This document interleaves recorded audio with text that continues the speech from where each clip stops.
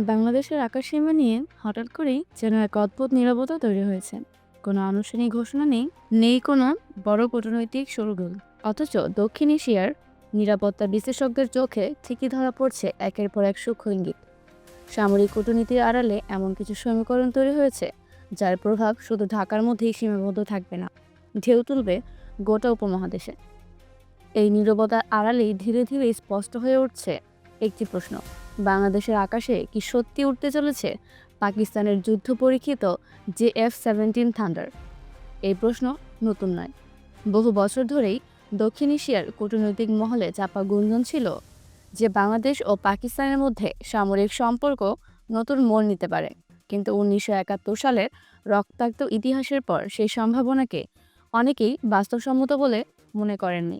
ইতিহাসের ভার এতটাই গভীর যে সামরিক সহযোগিতার মতো সংবেদনশীল ক্ষেত্রে দুটি দেশের ঘনিষ্ঠতা কল্পনার বাইরে ছিল। কিন্তু যখন সময় বদলায়, কৌশল বদলায়, বদলায় রাষ্ট্রের অগ্রাধিকারও। আর সেই বদলের ছাপই এখন ধীরে ধীরে ভেসে উঠছে সামরিক যোগাযোগের প্রতিটি স্তরে। পাকিস্তানে অনুষ্ঠিত একটি উচ্চ পর্যায়ের বৈঠক এই গুঞ্জনকে আরও নিছক কানাঘুষায় সীমাবদ্ধ রাখেনি। দুই দেশের বিমান বাহিনীর শীর্ষ কর্মকর্তাদের উপস্থিতিতে হওয়া এই বৈঠক ছিল অস্বাভাবিক রকমের তাৎপর্যপূর্ণ। পাকিস্তান বিমান বাহিনীর প্রধান air chief marshal Zaheer Ahmed Babar Sidhu এবং বাংলাদেশ বিমান বাহিনীর প্রধান air chief marshal Hasan Mahmud খানের মুখোমুখি আলোচনা দক্ষিণ এশিয়ার সামরিক ভারসাম্য নিয়ে নতুন করে ভাবতে বাধ্য করেছে বিশেষজ্ঞদের। এই বৈঠক ঘিরে প্রথমে কোনো বড় আনুষ্ঠানিক বিবৃতি আসেনি, বরং নীরবতাই ছিল প্রধান ভাষা। কিন্তু সেই নীরবতা ভেঙে দেয় পাকিস্তানের সামরিক বাহিনীর মিডিয়া উইং, আন্তঃবাহিনী জনসংযোগ পরিদপ্তর আর ISPR। তাদের প্রকাশিত সংক্ষিপ্ত অথচ ভারী এক বিবৃতিতে জানানো হয়, দুই দেশের বিমান বাহিনীর মধ্যে অপারেশনাল সহযোগিতা, প্রশিক্ষণ সক্ষমতা বৃদ্ধি, প্রযুক্তিগত সমন্বয় এবং এরোস্পেস খাতে যৌথ উদ্যোগ নিয়ে বিস্তারিত আলোচনা হয়েছে। এই একটি বিজ্ঞপ্তি যেন আগুনে ঘি ঢেলে দেয়, কারণ সাধারণত এই ধরনের সামরিক আলোচনা প্রকাশ্যে আনা হয় না, বিশেষ করে যখন আলোচনার কেন্দ্রে থাকে যুদ্ধ বিমান ক্রয়, প্রযুক্তি হস্তান্তর এবং আকাশ প্রতিরক্ষার মতো স্পর্শকাতর বিষয়। ISPR এর বক্তব্য তাই স্বাভাবিকভাবেই প্রশ্ন তুলেছে, পর্দার আড়ালে এমন কী ঘটছে যা আড়াল করা সম্ভব হচ্ছে না। বৈঠকের আরেকটি দিক কূটনৈতিক বিশ্লেষকদের দৃষ্টি কেড়েছে। বাংলাদেশ বিমান বাহিনীর প্রধানকে দেওয়া হয় পূর্ণ সামরিক সম্মাননা গার্ড অফ অনার। এই সম্মান শুধুই আনুষ্ঠানিক সৌজন্য নয়, সামরিক কূটনীতিতে এর অর্থ অনেক গভীর। এটি মূলত একটি বার্তা, বিশ্বাস, ঘনিষ্ঠতা এবং ভবিষ্যৎ সহযোগিতার ইঙ্গিত। 1971-এর পর পাকিস্তানের মাটিতে বাংলাদেশি সামরিক প্রধানের এমন সম্মান পাওয়া নিঃসন্দেহে প্রতীকী ও তাৎপর্যপূর্ণ। বৈঠকের আলোচনার যে বিষয়টি সবচেয়ে বেশি গুরুত্ব পেয়েছে তা হলো যুদ্ধবিমান JF-17 থান্ডার। পাকিস্তান ও চীনের যৌথ উদ্যোগে তৈরি এই মাল্টিরোল ফাইটার জেট ইতোমধ্যেই আন্তর্জাতিক বাজারে নিজের শক্ত অবস্থান তৈরি করেছে। বিশেষ করে ভারত পাকিস্তানের সাম্প্রতিক বায়ুযুদ্ধে এই যুদ্ধবিমানের ভূমিকা এর গ্রহণযোগ্যতাকে নতুন উচ্চতায় নিয়ে গেছে। যুদ্ধক্ষেত্রে কার্যকারিতা প্রমাণিত হওয়ায় এই বিমানকে ঘিরে আগ্রহ বাড়ছে একের পর এক দেশের। বাংলাদেশের সঙ্গে আলোচনায় JF-17 কেবল একটি বিমান হিসাবেই আসেনি, এসেছে একটি পূর্ণাঙ্গ প্রতিরক্ষা প্যাকেজ হিসেবে। আলোচনায় উঠে এসেছে পাইলট প্রশিক্ষণ, গ্রাউন্ড ক্রু প্রস্তুতি, প্রযুক্তিগত সহায়তা, রক্ষণাবেক্ষণ ব্যবস্থা এবং আধুনিক রাডার ও নজরদারি ব্যবস্থার সমন্বয়। অর্থাৎ এটি কোনো বিচ্ছিন্ন ক্রয় নয়, বরং দীর্ঘমেয়াদী সামরিক সক্ষমতা গঠনের একটি পরিকল্পনা। এই পরিকল্পনার একটি গুরুত্বপূর্ণ অংশ হিসেবে পাকিস্তান দ্রুত বাংলাদেশকে সুপার মুশাক প্রশিক্ষণ বিমান সরবরাহের আশ্বাস দিয়েছে। সুপার মুশাক মূলত প্রাথমিক প্রশিক্ষণের জন্য ব্যবহৃত হলেও এর ভূমিকা অত্যন্ত গুরুত্বপূর্ণ।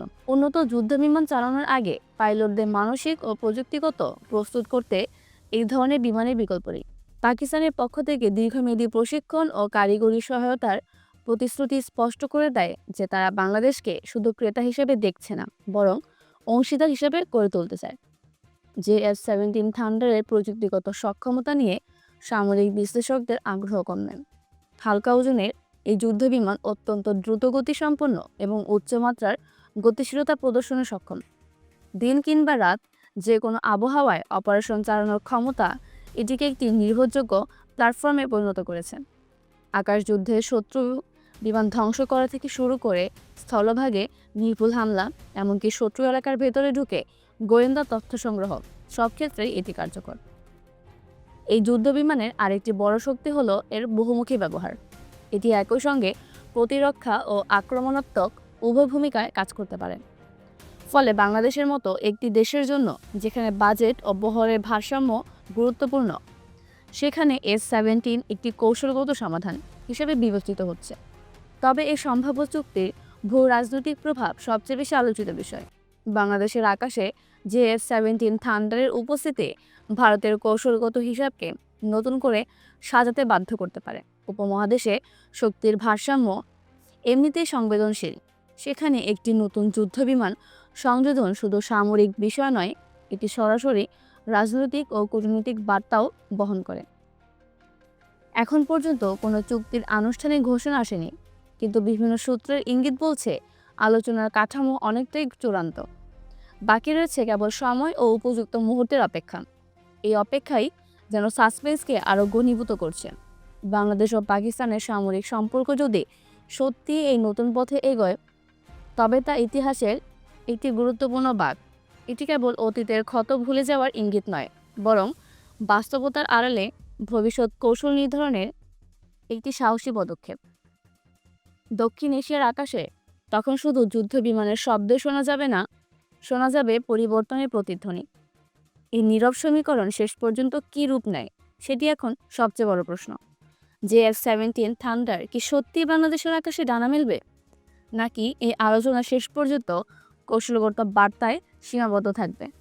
উত্তর হয়তো খুব দূরে নয়, কিন্তু একটি বিষয় নিশ্চিত, এই নীরবতার ভেতরেই লেখা হচ্ছে উপমহাদেশের নতুন এক অধ্যায়, যার প্রভাব আগামী বহু বছর ধরে আলোচিত হবে।